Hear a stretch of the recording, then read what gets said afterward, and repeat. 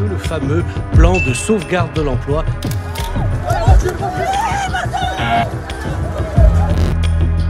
La violence a été utilisée de manière illégitime ou de manière disproportionnée.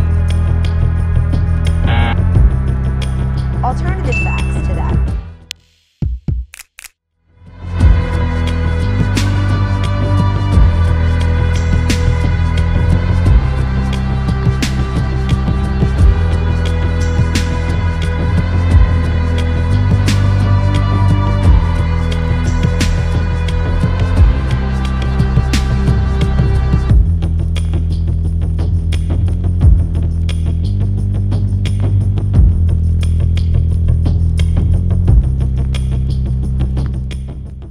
Il y a deux volets dans cette entreprise.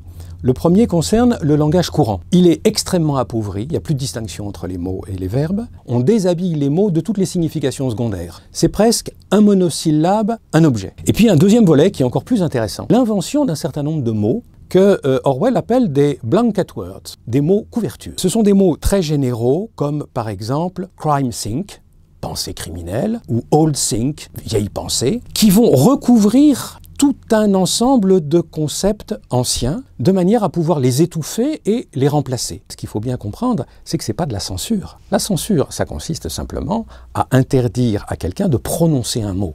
Le but, là, c'est de vous enlever cette pensée de la tête.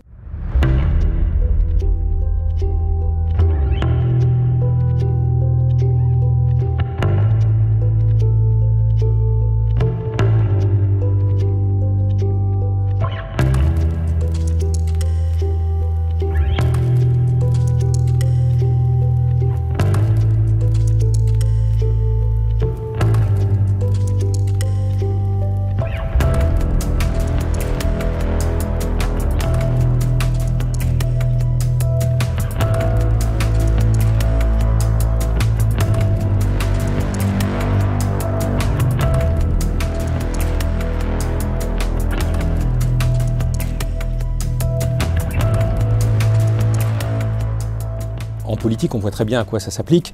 C'est les phrases toutes faites. Un journaliste vous pose une question et puis vous avez un discours tout fait. Vous avez des éléments de langage, comme on dit aujourd'hui, voilà, tout fait, qui vont constituer un acte de communication, mais sûrement pas un acte de pensée. Les jargons, les phrases toutes faites, les métaphores toutes faites, tout ce vocabulaire-là est un vocabulaire qui en fait empêche de penser. C'est un vocabulaire automatique.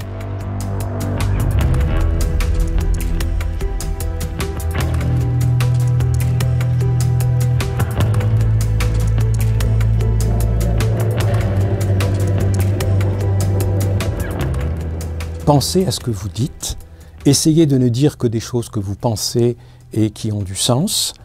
Défiez-vous farouchement de toutes les mécaniques de langage dans lesquelles c'est la langue qui pense à votre place, c'est-à-dire finalement ce sont d'autres que vous qui pensent à votre place.